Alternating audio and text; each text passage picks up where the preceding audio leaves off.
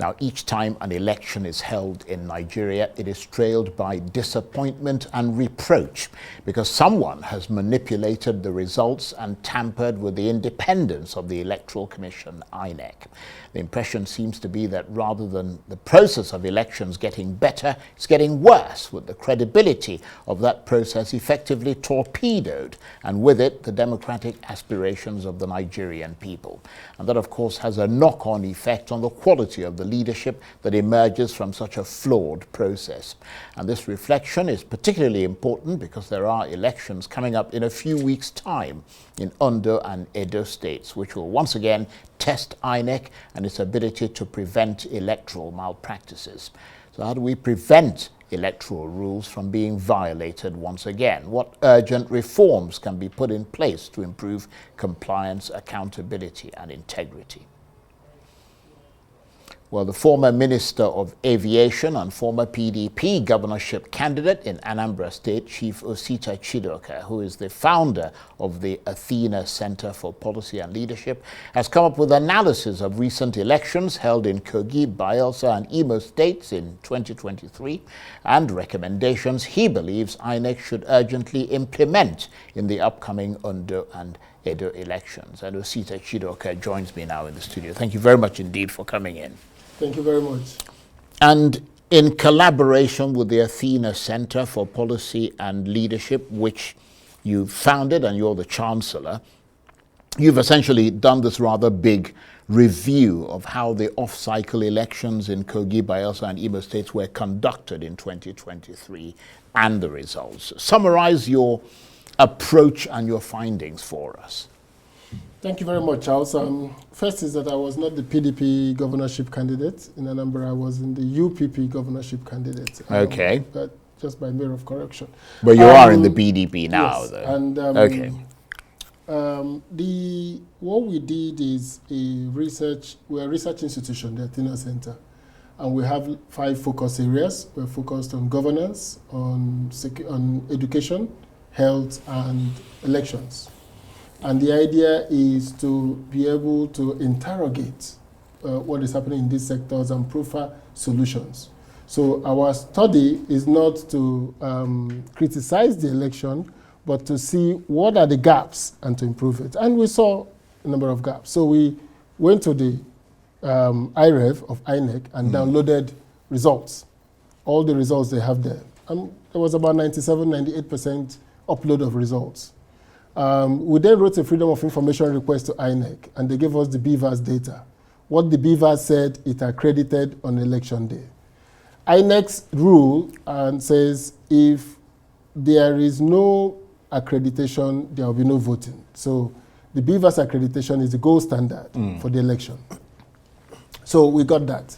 Then we wrote a further Freedom of Information request and requested for Form EC8B, the ward collation results, from EC8C, the local government collation results, and from EC8D, the state result that announced the results of the election. And then we asked for ECG40, the one that INEC feels to show where no elections happened due to maybe violence or whatever happened. So we got all that. We digitized all that information and we reviewed them. So we checked. Wherever the total votes does not match with the Bvas accreditation, we knew that something had gone wrong. Right. And averagely in 70% of the cases, the Bvas and the total votes matched. We saw accreditation from the polling unit, accreditation from the ward collation, but we saw that in about 70-something% of the case. In fact, in some cases, almost 80%. So I must say that the technological improvement in INEC has impacted our elections positively. Right. The results from those polling units were consistent. Now, you must say that what I'm saying is that the Bvas and the total votes matched. We did not attest to the veracity of the vote allocation. You see, you can have 100 votes from the Bvas, 100 yes. total votes, but you can reallocate them and give X 20, X, Y 30. But in this case, we saw that they matched, so we take it as a given. Then we looked at the places where it did not match. and that was quite revealing. In most cases, in about 3 local governments in 1 senatorial district, some in about 5 local governments, about 70% of the votes that did not match, of the polling units where the total vote did not match with the Bvas, occurred in all the states. And we sequestered all those states, all those areas. And in the case of non-compliant polling units, in Kogi there was 786 non-compliant polling units. In Imo there was 1,101. In Bayelsa there was 338. So it was about 15% in Bayelsa, 23% in Imo, and about 22.5% in Kogi. Now what happens is that because of the rule says, if this does not match, cancel. So we then removed all those non-compliant PUs, polling units, and then tabulated the results based on the polling units that were compliant. Because the collation officers are required by the INEC rules and the law that when you get a result from a polling unit, you are supposed to check the Bvas and confirm the total accreditation before you enter the results. So in most cases, these electoral officers, the presiding officers wrote the wrong thing, and the collation officers did the wrong thing. In a few cases, the collation officers... And do you think that was a mistake, or it was a conscious effort to manipulate the process? In our view. Right, Because it was too wide to be a mistake. In fact, we gave an allowance. Wherever there is a 5 plus or minus votes, 2 votes, 3 votes, we considered it human error. So we have those polling units where we saw, as they were calculating, they could have made an error. Right. But when we saw a polling unit that accredited 400 voters and then wrote 750, we didn't think that was something in the realm of mistakes. And just to be clear, what level of expertise was applied in analyzing and assessing all that data? Because people would want to know that in order to be sure. I mean, you are a law student now, but are you also a qualified data analyst, or was it your organization that did the sort of the data analysis? I'm wondering how you... So I have a master's degree in public policy. Right. And analysis. So because I know you did a lot of number crunching for the PDP. Yes, I was a director of voter intelligence. I was director of the situation room in 2019. Right. So I have sufficient knowledge of how elections work.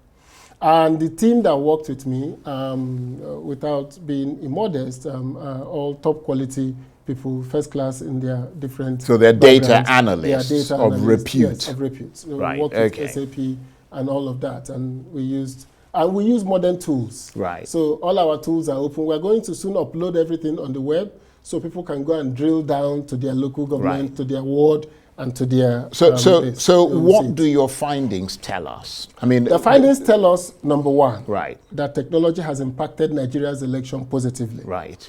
INEC's investment in technology is yielding dividend. That's number one finding for us. Number two finding is that our votes count.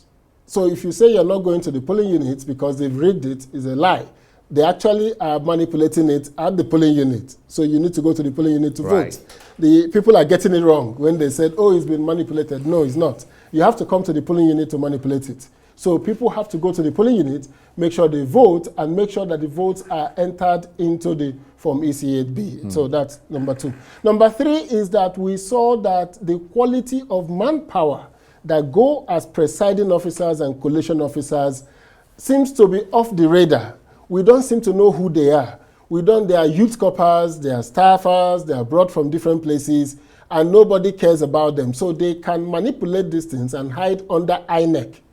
So there is no such word like INEC. That's one of the things I have demystified in this report. The report was done by a human being, an individual. And most times, that individual is working in the local government of the person that he's working for, or neighboring local government. So meaning that they were recruited either with the support of these local chieftains or the candidates. So when you look at those local governments, and when you look at local governments further away from the contenders, you will see that there is less, there's less corrupt practices. But when you come to these two, like in Kogi, in Adavi, in Okene and Okehi local governments, it was, massive.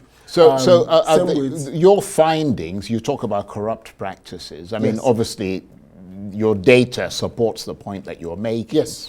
what sort of impact would your findings have on the outcome of those elections? So, in two cases, and that is because when you talk about the data of this election, there are multiple other issues that we need to factor in to see what will have happened with the election, right, if the electoral officers behaved well, did everything correctly. But in this case, what the data told us is that in Bayelsa, the APC candidates were the ones benefiting from the infractions in about 3 local governments, in Nembe, in Bvas, and Southern Niger. In Imo, the APC candidate was the beneficiary of the malfeasance in Oru East, Oru West, Uguta, and Okigwe. In Kogi, the APC candidate was the beneficiary of Okehi, Okene, and Adavi. Now, what that means is that if you deduct all those votes, the candidate in Imo State still wins, because I don't think the PDP candidate and Labour candidates were formidable candidates. So across the states, the APC governor could have won without those shenanigans from what we saw. In Bayelsa, the PDP candidate still wins. So the votes that were deducted impacted APC. Their vote dropped from 110,000 down to 63. Right. In the case of Kogi, then the result is different, because the SDP candidates now have more votes than the APC candidates who came based on your analysis, based on our hypothetical result, using only the INEC compliant polling unit. So when people see our numbers and see 22%, 10%, we're not talking of votes, we're talking of polling units. Because when you cancel a polling unit, you cancel all the results. So all the parties lose votes. It doesn't quite happen to one party. So when a PU has been mismanaged, so which is the problem? If you had not tampered with those PUs, it is possible that if they had used only the INEC, the Bvas numbers accreditation, the party that won will have secured their results. The APC in Okene, Okehi, and Adavi may have won the election in those local governments without damaging the results, because that's what candidates have to learn. That when you go and inflate the vote, you then damage your result, because let's say it was 300 votes that would have been the ideal number, that was the clean number. Out of that 300, you probably got 200 votes. And then you increase it to 700 to make 500 more votes.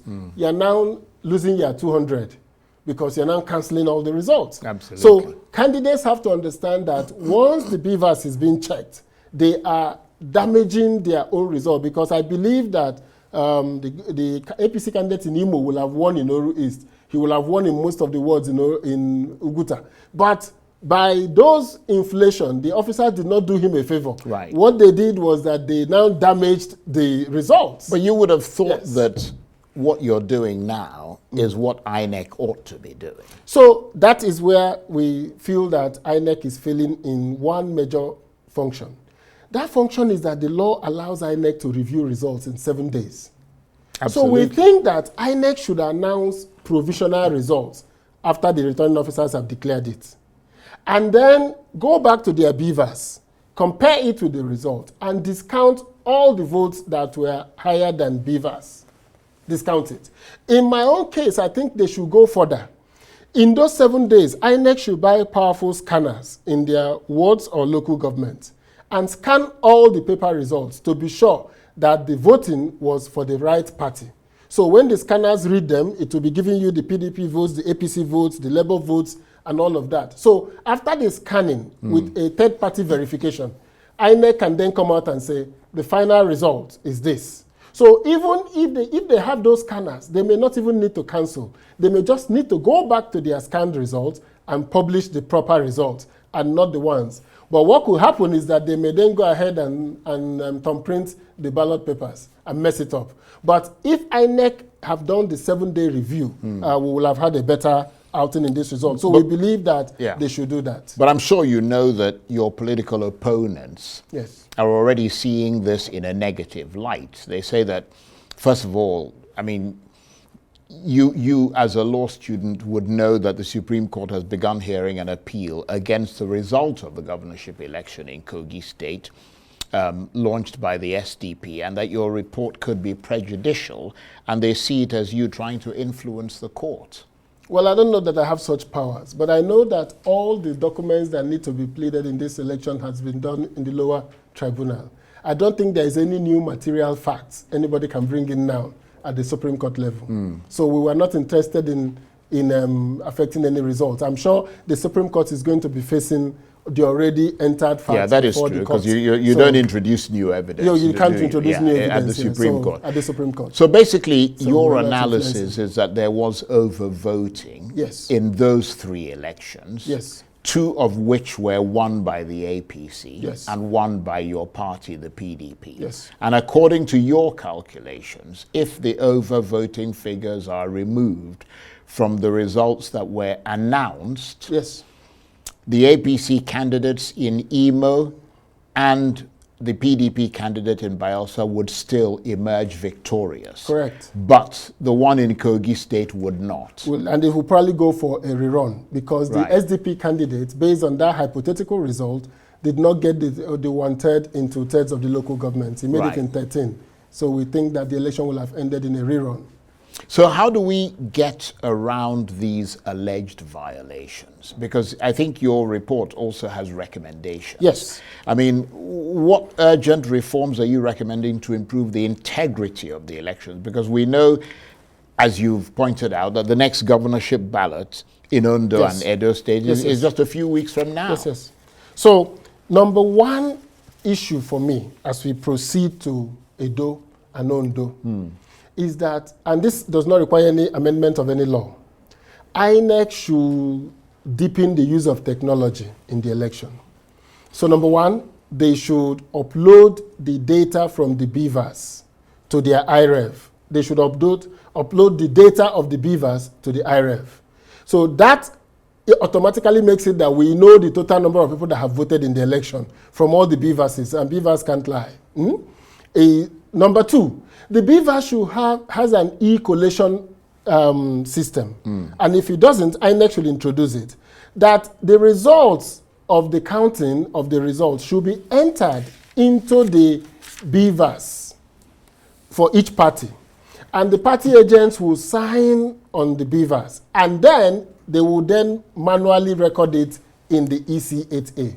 Now, what that does is that the arithmetic errors which were widespread in the election results, we saw so many cancellation days, will be eliminated. And the Bvas, the upload to the Bvas will be the results that came from the Bvas, not the ones they snapped. Right. Okay. So they can do both, the one from the Bvas and the one that they snapped. Now, what that will do immediately is that it will eliminate errors and it will eliminate the possibility of entering more votes than the Bvas has accredited. So the system will be set that once the total votes is more than the Bvas accreditation, the result will not go. That's one. Very briefly, because we're almost out of time. I think that they should also upload the word collation results. When we get to EC8B, INEC, immediately after collating it, again, they should use a Bvas to collate it, enter it online, and then copy it out manually. Once they do that, they should upload it so that we will be sure that what happened in the polling unit is what entered in the word collation. Once that is done, I believe that if they try it out in Edo and Ondo State, the election will be wonderful. Well, I hope you're going to write a recommendation, forward that recommendation to INEC. Oh, yes. So that they can take note. But I mean, it sounds like you've done a thorough job there. We want to thank you very much indeed for coming in to share it with us. Thank you so much. Chidoka is the founder and chancellor of the Athena Center for Policy and Leadership, in addition to being a former minister of aviation and a former governorship candidate in Anambra State. Great to see you again. Thank you very much. Thank you very much indeed. Thank you, Charles. That's it for this edition of Arise Prime Time. Join us again tomorrow. From me and the entire team here in Abuja, bye-bye and thank you for watching.